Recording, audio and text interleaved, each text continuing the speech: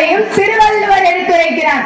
அப்படி உழுதுண்டு வாழும் உழைப்பாளர்களின் உழைப்பு திருநாளே பொங்கல் திருநாளாக உள்ளது.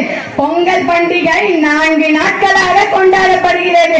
அவை என்னவென்று நம் அனைவருக்கும் தெரிந்த ஒன்றாகவே உள்ளது. முதல் நாள் பொங்கல் திருநாளிற்கு முன்னால் பழையன கழிதலும் புதியன புகுதலும் என்ற அடிப்படையில் போகி பண்டிகை கொண்டாடி வருகிறோம். அந்த வகையில் நாம் இன்று தமிழ்நாடு முழுவதும் இன்றளவும் சிறப்பாக போகி பண்டிகையை கொண்டாடி வருகிறோம். 2வது நாள் நாம் இன்று சிறப்பாக தை மாதத்தின் முதல் நாள் தமிழர் திருநாள் தைப்பொங்கல்.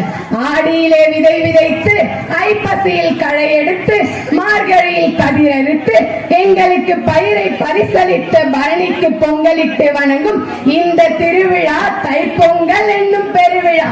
இந்த நாள் மலேசியா, சிங்கப்பூர், இலங்கை, வட அமெரிக்கா, தென் அமெரிக்கா என தமிழர் வாழும் பல இடங்களில் கோலாகலமாக கொண்டாடப்பட்டு வருகிறது. 3வது நாள் நாளை நாம் கொண்டாடவிருக்கும் மாட்டுப் பொங்கல். உழவு தொழிலுக்கு உறுதுணையாய் இருக்கும் மாடுகளை போற்றி வணங்கும் இந்த நாளை மாட்டுப் பொங்கலாக கொண்டாடுகிறோம். மாட்டு தொழுவத்தை துப்புரவுபடுத்தி மாடுகளை குளிப்பாட்டி அலங்காரம் செய்வதே இந்நாளின் சிறப்பு. உணவுதானே ஆதி மூலம். உணவு உலக இயக்கம் விவசாயம். அது மட்டுமா, உழவு தொழிலுக்கே உறுதுணையாய் இருப்பதும் மாடுதான். அவ்வாறு இவ்விழாவை கொண்டாடுகிறோம். வயிற்று பசியை தீர்த்தவனுக்கு வட்டியும் முதலுமாய் நம் கடமை செலுத்துவது வேண்டுவதுதானே நம் கடமை. 4வது நாளாக நாம் கொண்டாடுகிறோம். அதுதான் காணும் பொங்கல். இந்நாளில் உற்றார் உறவினர் நண்பர்கள் சந்தித்து அனைவரும் மகிழ்வார்கள். அது மட்டுமா, வீர விளையாட்டுகளான உரியடித்தல், வழுக்கு மரம் ஏறுதல், ஜல்லிக்கட்டு, ஏறு தழுவுதல் போன்ற அனைத்து நிகழ்வுகளும் நடைபெறுகிறது. எங்கள் வளமும் எங்கள் வாழ்வும் மங்காத தமிழ் என்று சங்கே முழங்கு என்ற பாவேந்தர் பாரதிதாசனின் கூற்றுக்கு இணங்க தமிழரின் பண்பாட்டை பொங்கல் திருநாள் கூறுகிறது. உழவின் சிறப்பையும் உழைப்பாளர்களின் உயர்வையும் உறவின் பெருமையையும் போற்றும் விதமாக இந்நாள் இருக்கிறது என்று கூறி என் உரையை முடித்துக் கொள்கிறேன். நன்றி, வணக்கம். இளையழகு தோழிகளே, உங்கள் அனைவருக்கும் என் முத்தான முதல் கண் வணக்கத்தை தெரிவித்துக் கொள்கிறேன். நான் பேச வந்துள்ள தலைப்பு இன்றைய அறிவியலின் வளர்ச்சி. அறிவியல் முன்னேற்றம் தான் ஆண்டவன் என்று சொல்லும் அளவிற்கு புதிய அறிவியல் வளர்ந்து கொண்டுதான் இருக்கிறது. அணுக்கரு முதல் அணுசக்தி வரை எல்லாமே இங்கு தொழில்நுட்பம் தான். இயற்கையை படைத்த இறைவனும் வியந்து போகும் அளவிற்கு செயற்கை தொழில்நுட்பம் வேலை செய்கிறது. எங்கும் அறிவியல், எதுவும் அறிவியல், இயன்றவரை எல்லாம் அறிவியல் என்ற நிலை வந்துவிட்டது. மருத்துவர் கடவுளாக மதிக்கப்படுவதும் தொழில்நுட்பத்தின் முன்னேற்றம் தான். அமர்ந்த இடத்திலேயே அகிலத்தின் நிகழ்வை அறிய முடியும் என்றால் அது தொழில்நுட்பத்தின் வளர்ச்சியை தவிர வேறு என்ன சொல்ல முடியும்? கல்வியின் முன்னேற்றம் தான் தொழில்நுட்பம் என்பதா, இல்லை கலியுகமே தொழில்நுட்பத்தால் தான் சுழல்கிறதா என்று யோசிக்க தோன்றுகிறது. அறிவியல் தொழில்நுட்பம் வளர்ச்சிக்காக கண்டுபிடிக்கப்பட்டாலும் அது அழிவையும் சேர்த்து தருவதுதான் வருத்தம் கொள்ள வைக்கிறது. அறிவியல் முன்னேற்றம் காணாத காலத்தில் அனைத்து மனிதனும் ஆரோக்கியமாக இருந்தான் என்பது அசைக்க முடியாத உண்மையாகிறது. இனிமையான பல செயற்கையை கண்டுபிடித்தாலும் இயற்கை விவசாயத்திற்கு முன் அனைத்துமே தோற்றுதான் போகிறது. தொழில்நுட்ப வளர்ச்சி பல இருந்தும் புது புது நோய்களால் மனிதன் இறப்பதை எங்கே தடுக்க முடிகிறது? இதயத்தின் துடிப்பை கூட செயற்கையாய் இயக்க முடிந்த மனிதனால் இயற்கையை கட்டி காக்க முடியாமல் இன்னும் பல அழிவு தோன்றுகிறது. மனித மூளையை விட சிறப்பான சக்தி எதுவும் இல்லை என்று சொல்லும் அளவிற்கு அடுத்தடுத்த கண்டுபிடிப்பு ஆச்சரியத்தை மூட்டுகிறது. அறிவியல் காணாத இடங்களை காண இன்று அதிசயமாக இருக்கிறது. ஆக்கத்தை தரும் அறிவியல் இன்று அழிவையும் தந்து மனிதனை சோம்பலாக்குகிறது. அறிவியல் கண்டுபிடிப்புகள் அதிகம் இல்லாத காலத்தில் ஆரோக்கியமாக வாழ்ந்த பூமியின் வரலாறு நம் நினைவுக்கு வருகிறது. கற்காலம் தொடங்கி கரிகாலம் வரையில் அறிவியல் முன்னேற்றம் கண்ட உலகில் ஆரோக்கியம் கருதி மீண்டும் கற்காலத்தில் வாழவே ஆசை வருகிறது. இயற்கையை பாதுகாக்காத எந்த அறிவியலும் இனிமை தராது என்பது கடைசியாக நிர்பலமாகிறது. மண் வாசனையும் மண்பானை சமையல் மட்டுமே இருந்த காலத்தில் மனிதனுக்கு உணவால் ஒரு குறை நேர்ந்ததில்லை. அறிவியல் முன்னேற்றம் அடையாத காலத்தில் மகப்பேறு அறுவை சிகிச்சைகள் இல்லை. உடலின் உழைப்பை மட்டுமே நம்பிய அக்காலத்தில் உடலின் வலிமைக்கு பாதிப்பு வந்ததில்லை. அறிவியல் ஆராய்ச்சிகள் பல இருந்தும் புது புது நோய்கள் வர காரணம் தெரியவில்லை. அன்றாட வாழ்வில் புதிய அறிவியல் தொழில்நுட்பம் வந்தாலும் மகிழ்ச்சி அடைய முடியவில்லை. புதிய அறிவியல் வளர்ச்சி அழிவை நோக்கி செல்லாமல் ஆக்கப்பூர்வமான செயலுக்காக மட்டுமே பயன்படுத்துவோம். நன்றி.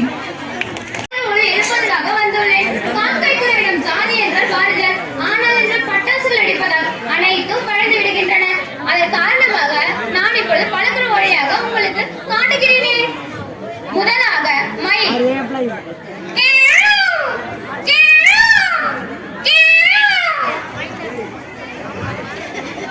நான் தான் நாடு பேசுகின்றேன். என்னுடைய கழிவுகளை பயன்படுத்தித்தான் ஆகவே உணவு பயிர்களை விளைவிக்கின்றீர்கள். ஆனால் என்னை கொன்று தின்பதிலேயே குறியாக இருக்கின்றனர். சற்று வருத்தமாக இருக்கிறது.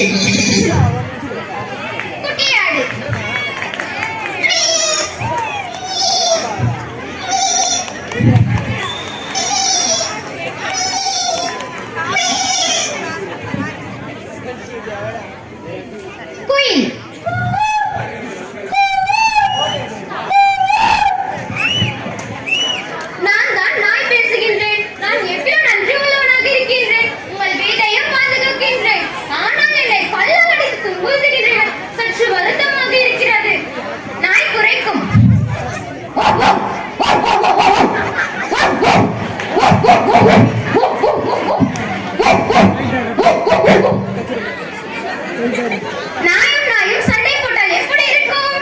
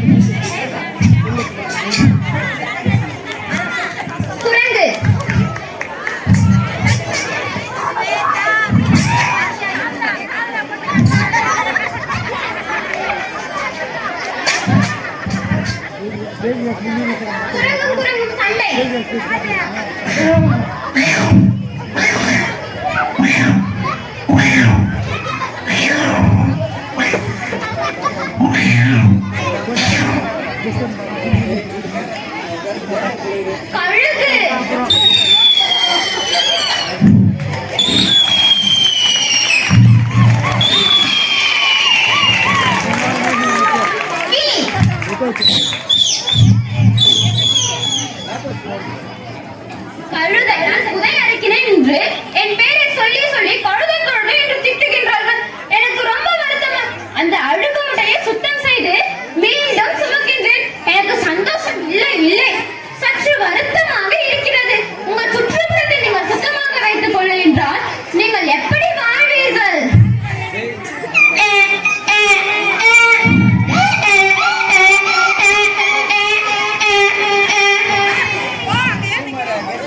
கொரில்லா குட்டி எப்படி கத்தும் என்று பார்த்திருக்கிறீர்களா?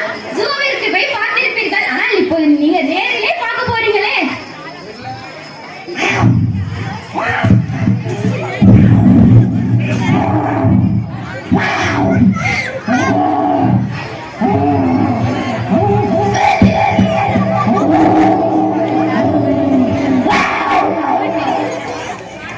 கருங்குரங்கு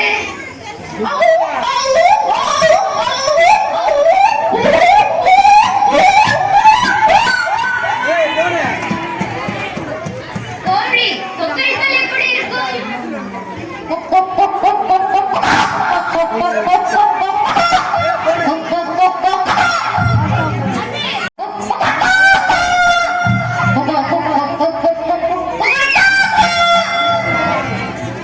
கோழி குஞ்சு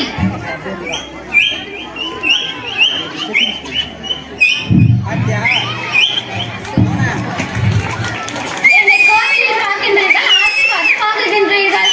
நீங்கள் போடும் பேப்பரால் எங்கள் கூட்டத்தில் ஒரு யானை தின்று இறந்து விட்டது. சற்று வருத்தம். உங்கள் சுற்றுப்புறத்தை நீங்கள் அளவு வைத்துக் கொண்டால் நீங்கள் அளவோடு வாழுங்கள். யானை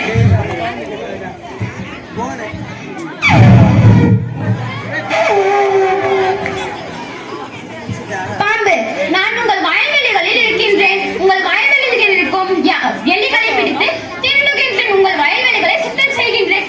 ஆனால் நீங்கள் என்னையே கடிக்கின்றீர்கள். எவ்வளவு கொழுப்பிருக்கும் உங்களுக்கு?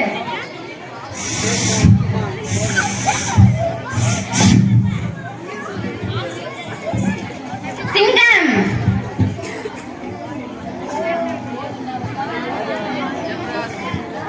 Lagi cerah.